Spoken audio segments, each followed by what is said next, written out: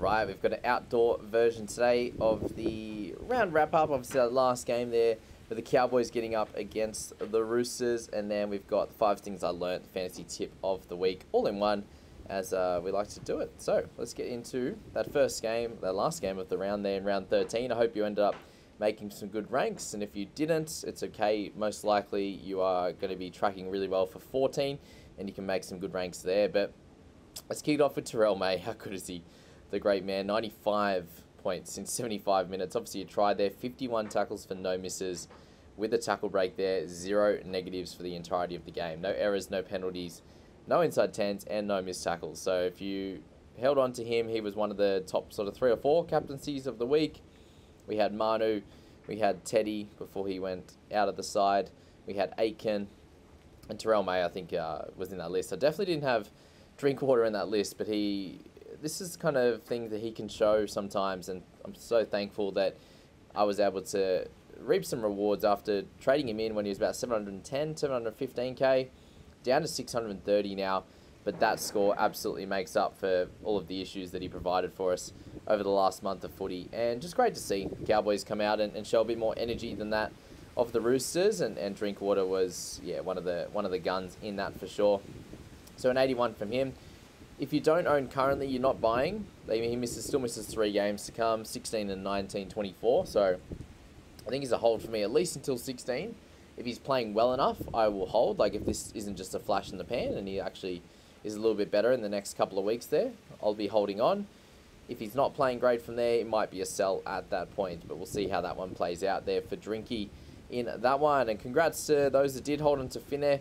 I was, kind of imploring people to try and hold on to him, given that he'll get that 80 minutes in round 13. We'll see what happens next week after, the Knights in that situation there.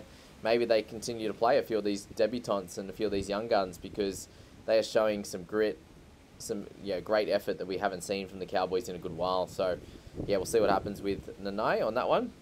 And obviously Lukey as well with his sin bin and charge there for his, tip him over. Tackle there. Thankfully, everyone was okay out of that one. But Finn with the 61 with the try-saver turnover tackle as well to go along with that really pivotal try there, that's for sure.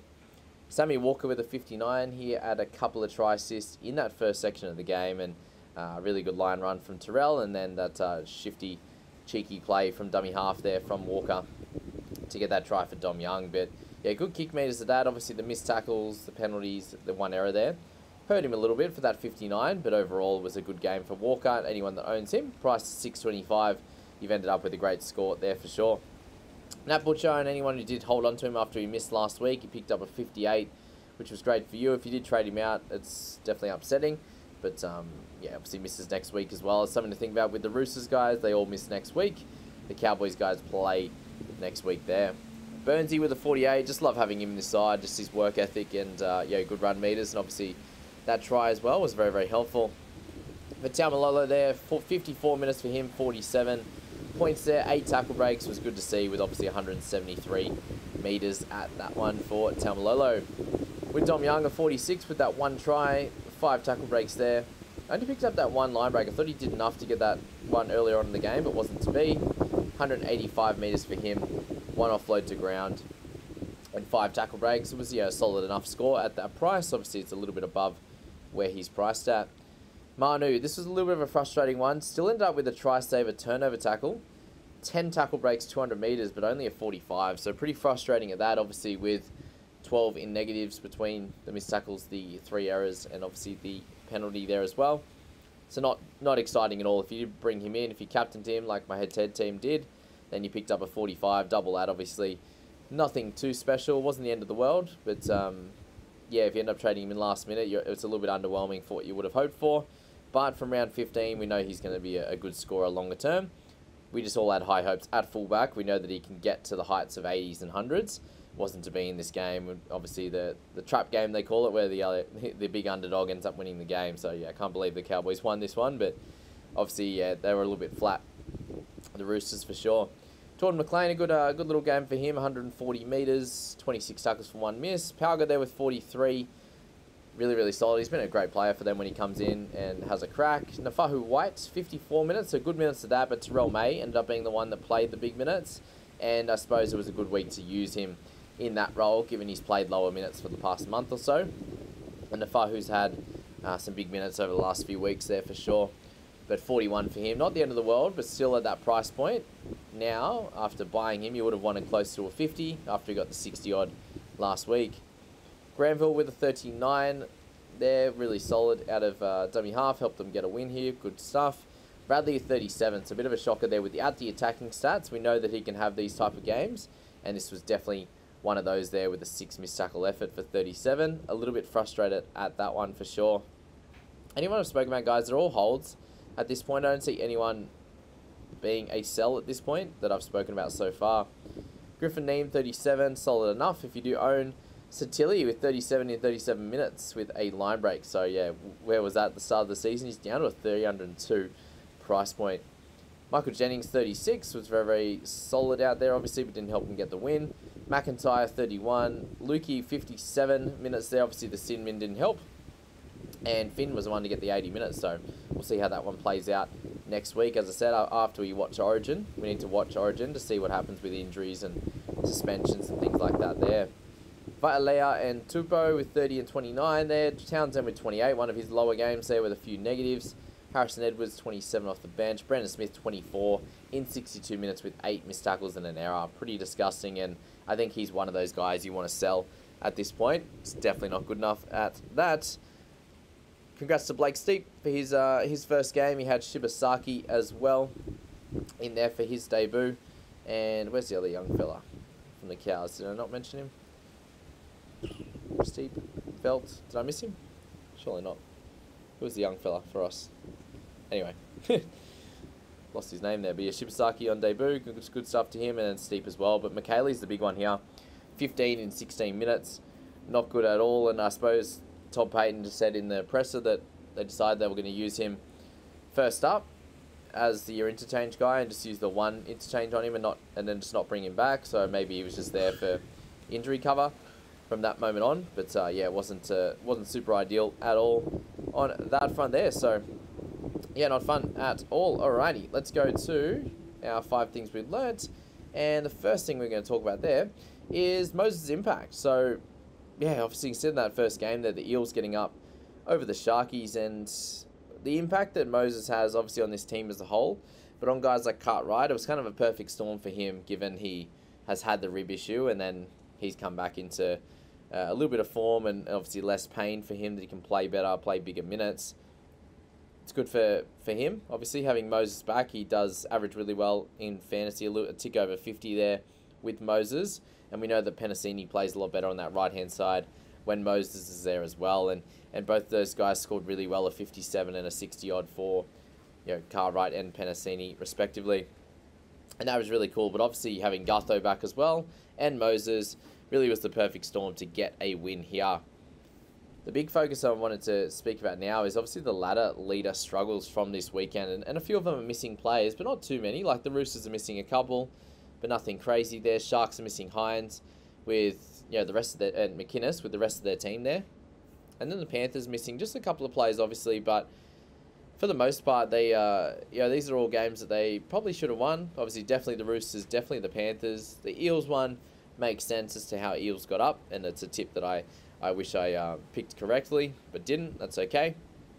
But yeah, I just want to speak about those struggles that they're having, and just be aware, just to be aware of it, because Panthers have lost 2 of their last 3, Sharks have lost 2 in a row and haven't looked like the same team at all that they were when they won sort of 7 in a row, and then Roosters were really, really flat, having missed a couple of players, and maybe Panthers and the Roosters thought that they would get up.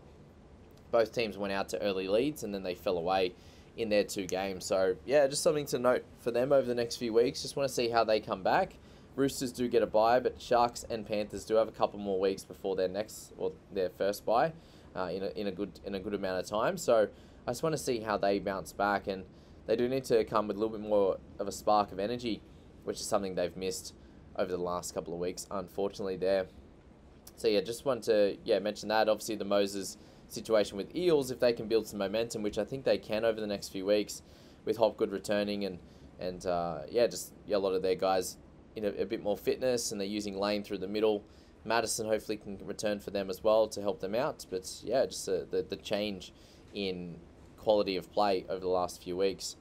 Just want to speak about the Raiders and the Bulldogs' consistency over recent weeks. Like Bulldogs coming out with a really good win there, 32-2.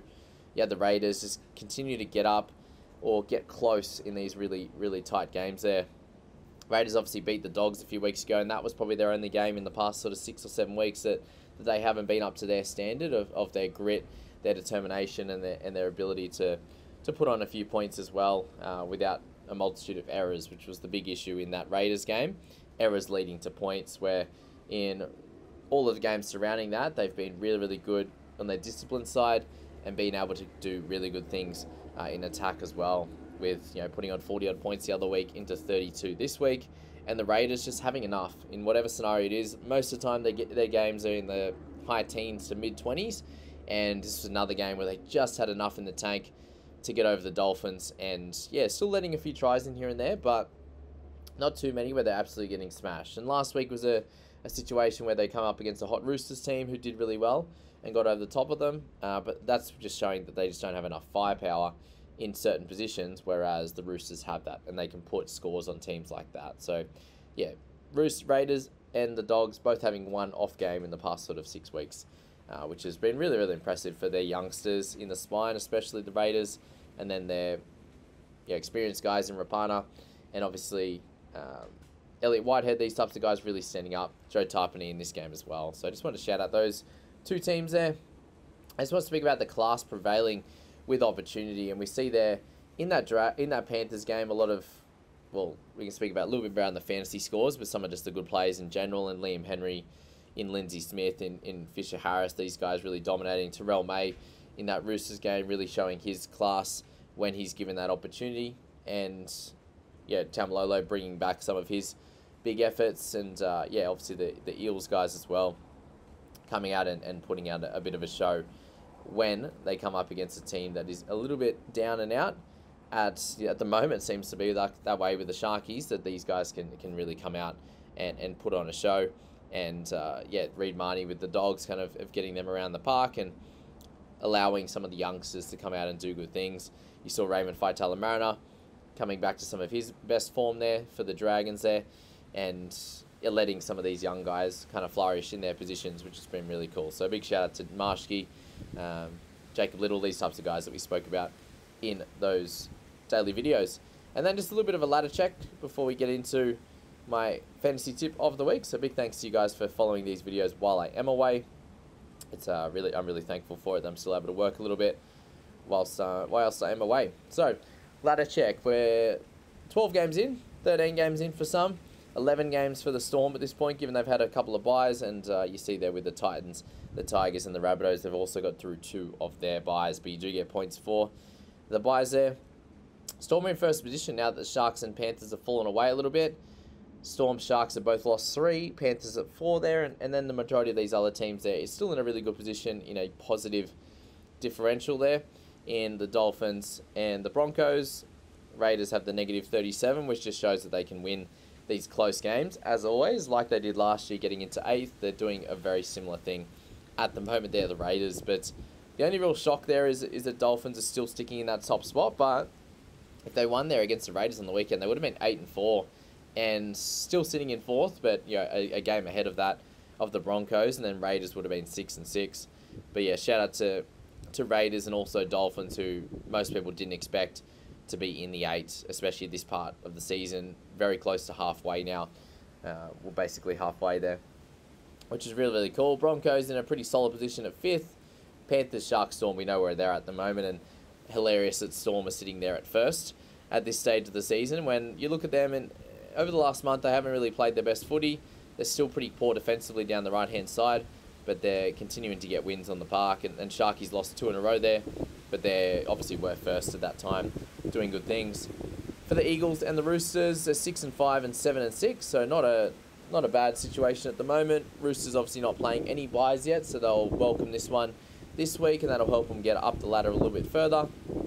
And Eagles, obviously, I've won a couple in their previous games there, which has helped them. Some gritty wins for them against Storm was very, very helpful there, and yeah, obviously they got that win against the Panthers earlier on in the year. They have to play them again in this next coming game there, which might be it's going to be a tough one to tip, to be fair.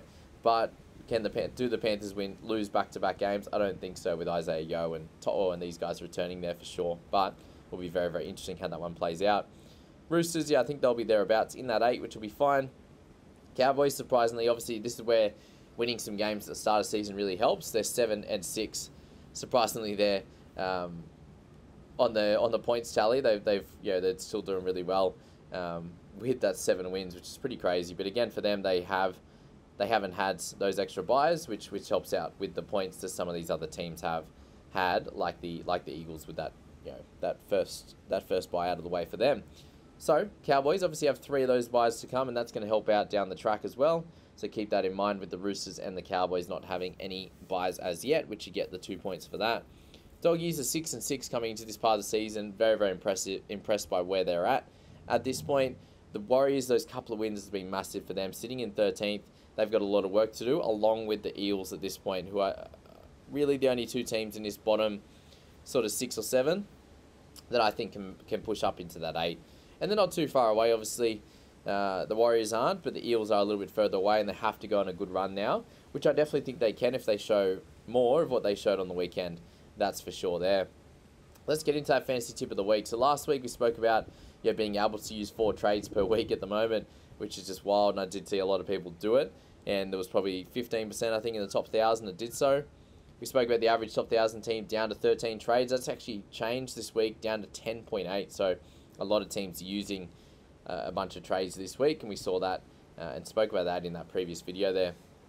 So go back and check. If you want to hear my thoughts on certain players, go back into the videos that we've just done over the weekend, and just go from top to bottom in scores, so just skip through to where you want to. So yeah, 21 trades, a lot of people were at last week, and now they're down to sort of that, anyway, 18 to 19 overall once we get that extra 8 in round 20. So that was 21 trades for 15 rounds, which is even lower now, considering there's 14 rounds left, and most teams are down to sort of 18 or 19 trades. So it's not a great position. As I said, less than 1.5 trades are still down in that situation. Keep an eye on where you're at, because you're going to end up running out of trades. So this week's tip is, as I said, average trades are down to 10.8. The top 1K, that's less than 2 per week for the next 6 weeks that you can use, right? Before you get the extra trades in round 20, and that's if you use them all, which isn't really ideal to do so. I think you need to pick your weeks, pick your moments to pounce, right? So round 13, this was a big moving week. I do think round 14 will be a big moving week as well. So do you pounce this week in round 14 and use some extra trades, and something I will probably have to do to get a good 17 on the park? Is that something you're going to want to do, or did you not go as well in 13, but you're in a better position for 14? So you maybe used a bunch in 13, don't have to as much in 14, whatever that situation is, or you didn't really use many in 13, but didn't go so well, and now you're in a good position for 14, and maybe you're going to struggle in 16. So have a little think about where you want to pounce, where you want to try and make bulk ranks in a week, and then where you might want to hold some trades in other weeks. So for me, 14 might be a good week to pounce, and I need to, and then 16 I might be able to hold because I've made some trades in round 14. So definitely look ahead a couple of rounds. Round 15, obviously we've got the doggies on the bye. If you've got any red dots, something to think about as well. So just don't use trades for the sake of it. If you have the numbers, holding is going to be golden. Me personally, I was able to hold trades this week, and I almost halved my rank. So you can do that. Some weeks it'll work out for you. Some weeks you can hold trades and you might only gain a couple, or you might stay the same. That's fine, as long as you have saved trades, which you then deploy at another time to help you make bulk ranks. Is that this week for you? Is that round 15 or 16 or 17? Up to you. Obviously, every team's different. Every situation with your trades is going to be different as well. So I wish you the best of luck heading into this week, and we'll get our round results video out as soon as that comes through. See you guys.